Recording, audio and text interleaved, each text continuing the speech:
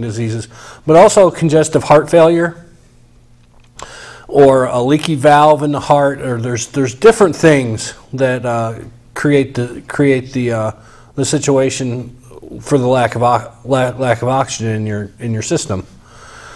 Well, let me stop there. Smoking, bad for you. Bad for you. Smoking it may kill you. You'll need oxygen. You'll go around with that little thing in your nose the rest of your life, you know? Yep. I'm a reformed smoker. I only smoked for 8 years, but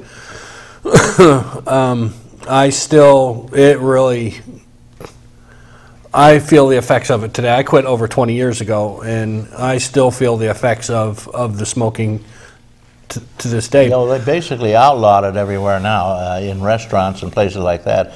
And Mayor Bloomberg down in New York, if he sees you smoking, he has you arrested. I think that's a little extreme. Is but it? Actually, I heard Ralph Wilson Stadium is a non-smoking stadium now. You can't even. They used to have designated smoking areas up there, and they don't even have that anymore. It is a totally complete non-smoking facility. Well, it's I think it's a good thing because I'm against smoking. I'm also against passing laws and fining or overtaxing, double, triple, quadruple taxing people because they have the habit. Right. I think that's wrongful. But at this point, I think some people have gone bananas about the smoking, and it apparently doesn't do any good anyway. No. You know, they're paying, what are they paying now? $10 a pack around here for cigarettes? It's insane. I don't know. I haven't bought a pack of cigarettes in 20 years. Yeah, well, so. they're taxing them unfairly because they have a bad habit. In the meantime, they still smoke because they go and buy the Senecas. Mm-hmm. The Senecas have their own plant now. They make their own cigarettes. Right. And they're much cheaper than the crazy $10. They're like $2 a pack, $3. You know? Well, just for an example of how much cigarette prices have gone up. When I was in the Navy, on my first ship, when we got 12 miles out to sea, they could bring out the tax-free cigarettes. So we could go down to the ship's store and we could get a carton, 10 packs of cigarettes for $2. You can't even buy, you can't even buy 5 cigarettes for $2 nowadays. I know. Well, I used to travel in Mexico, and down there they had a very good cigarette called an ovalado. They weren't quite round, they were oval. And they were 20 in a pack, like anywhere else, and they cost 2 cents a pack. Wow. Versus $10 a pack now around here. 2 cents, $10. Wow. Right. GalenZookpt3, he's specialist in oxygen. So there are a lot of reasons they might not be able to basically rest. Right. That's a big problem here. Right. Is you never get your rest. You're always struggling, working hard throughout the night, trying to get enough oxygen to stay cranking, you know. And it could be congestive heart failure, which means that your heart is not properly distributing the oxygen into the from the lungs into the body. That's really it. And you can have a septic fault. I mean, the septum separates the heart. You got a little hole there, and the same thing happens. It leaks back and forth. Right. And also, the biggest one, of course, is smoking. You have emphysema, which is really, I'll bet that's probably a lot of the cases. The majority of the people that I see either have emphysema or COPD, and it's very similar. COPD, what is it? Chronic obstructive pulmonary disease. In other words, it's all the time. It's all the time. It's chronic. It's not going to get any better. And it's more just an oxygen to treat the therapy or to treat the disease. Because really, just what COPD does is the lungs, there's little cilia in there. One, the smoking destroys the cilia. And what that cilia does is kind of filters the air. So cilia, little hairs. Little hairs. Out, right. And that's why you have to, every once in a while, clear your throat, and it's bringing that stuff up. Well, when the cilia is gone, you don't have that ability anymore. And breathing in all kinds of trash. Right. It stays in there. And it stays. And every once in a while, I mean, I have asthma, which is a type of it hinders my breathing. Every once in a while, I will cough up some phlegmy stuff, and that's the way my that's the way my lungs deal with things that get into my get in there that I can't get out because the cilia is destroyed. So somebody calls you and says, I can't breathe, I'm having trouble breathing, I climb the stairs, I'm panting. What can you do for me? What do you do? Okay. First of all, oxygen is a controlled drug by the Federal Drug Administration. So we cannot give any oxygen without a prescription. Basically what we have to do is the doctor will send an order over to get an overnight pulse ox done. And what's a pulse ox? What a pulse ox does is it clips on your finger while you're sleeping, and there's a little infrared light that shines through your fingernail, and it reads how much oxygen is in your bloodstream. It's actually kind of an amazing piece of a technology that they've come up with to test this stuff. Yeah, all the ambulance, as an EMT, I used it, and most people are around 97–98%. Right, right. Which is pretty good, but if you're a heavy smoker, it might go down, and if you're down under 92, you're in trouble. You're not getting enough oxygen. Actually 92 is still within the parameters of not being able to prescribe oxygen. The person has to be 88% or below for a total of 5 minutes throughout the night to be prescribed the oxygen. If they don't if they don't fall within those parameters, then we can't issue the oxygen, or the doctor can't write a prescription for the oxygen. We got a phone call. You want to take a phone Sure. call? Okay, we'll talk more about the prescription.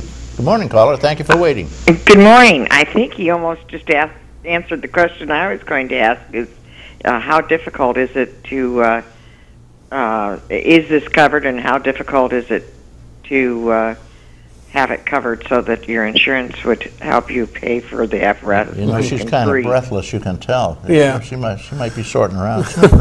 She might be looking. I think not yet, but one day maybe.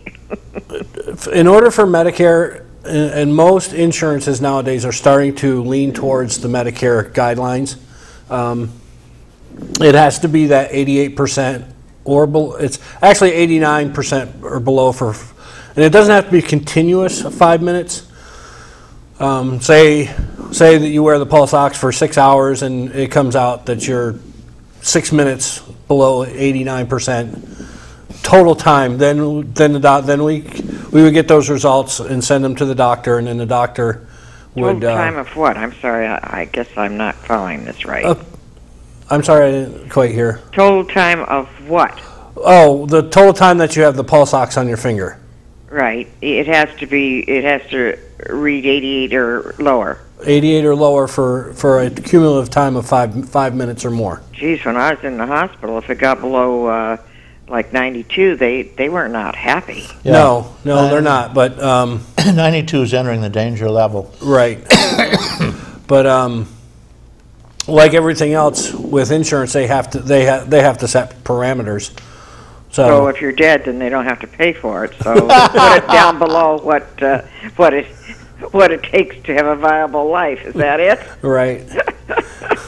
Well, some people. It's not funny, but you know, right. Sometimes I'm wondering if exactly why we're setting some of the parameters we are for our insurance, because I know that you're really have no really viable life to live if they're too low. Right. Yeah, I don't know who and where the parameters got and how they set the parameters. I think it's based on money. Well, pretty much everything's based on money nowadays. Right. But I mean, there's also different stages of the disease too.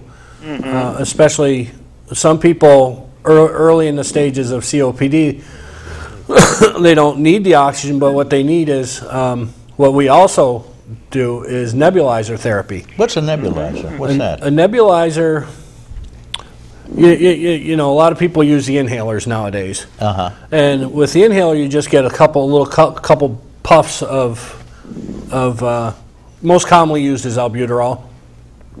But if you've ever seen the commercials for Spiriva and for Advair and all that stuff, that's all treating. Those are different kind of inhalers that help people breathe that have this disease. What do they do? Does it expand the lung or something, or what? Yeah. What happens with COPD emphysema as time goes on, the lungs lose their elasticity. So even though your breathing seems to be okay, your lungs aren't expanding like they're supposed to. So you're not able to draw enough air in, so you're not getting enough oxygen to transfer from the air into your bloodstream. And what these inhalers do, some are bronchial dilators, which go in and they stimulate the bronchial passages to expand, and so that you can draw more air in. And then there's some that are anti-inflammatories that keep the bronchi and the lungs from getting swelled up, and so that you can. It's all about opening your bronchial passages so that you can breathe better. And with the inhaler, you just get a couple little quick breaths, and it just kind of opens up the upper respiratory system. With the nebulizer, it's a little machine that blows air, and there's little vials of albuterol that in different. There's a whole bunch of different kinds of nebulizer therapy out there. And my husband was when he went to the VA for his treatments, and eventually he had to have a nebulizer. Right. That you can take them home and use them there. Right. They're just small little things. They weigh about 2 pounds. Unfortunately, it does take a little bit of time to do them, but it's as the treatment progresses, it gets deeper and deeper into the lungs, so it opens more and more of your bronchial passages, so that you can actually draw more air in. Now, you don't have to have this constantly, though. No.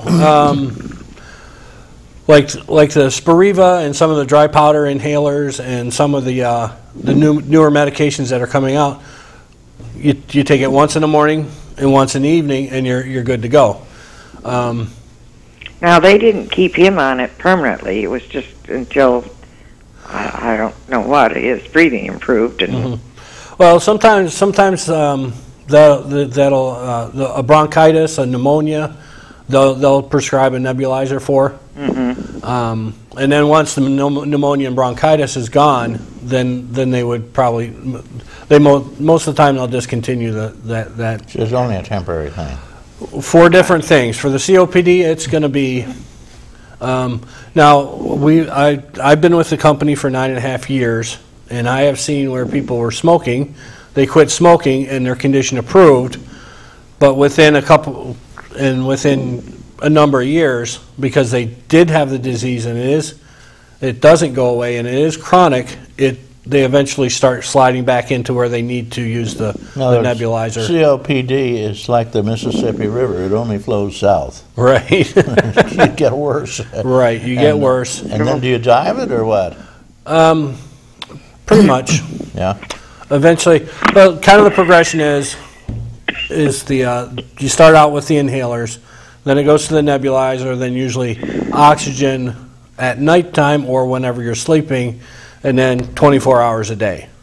Now, these are the people that have that little thing clipped in their nose or whatever. I see them walking around. How do they get oxygen with that? Okay, they have a little tank, and we have different size tanks. My closest thing I can relate to the tank size is our smallest tank is about the size of, actually, about maybe a little bigger than a soda bottle. Okay. Okay. Our next bigger tank is like a 1 liter soda bottle, and our next bigger tank is like a 2 liter soda bottle. Then we have the really big ones that we drop off to hospitals, and those are really kind of big. And then we have our emergency backup tanks that have about 5 hours of oxygen if you're using it continuous. And well, thank you very much. This has been very enlightening. Well, thank you, caller. Send me an envelope. I'll give you some $5 gift certificates for that beautiful restaurant, the Lakeview, at the bottom of the hill in Mayville, across from the museum. You know. All right, thank you. Okay, now, so how long does, say, the Coke size bottle last? Okay, I guess it depends on how serious your condition is. Right, depends on how many liters per minute that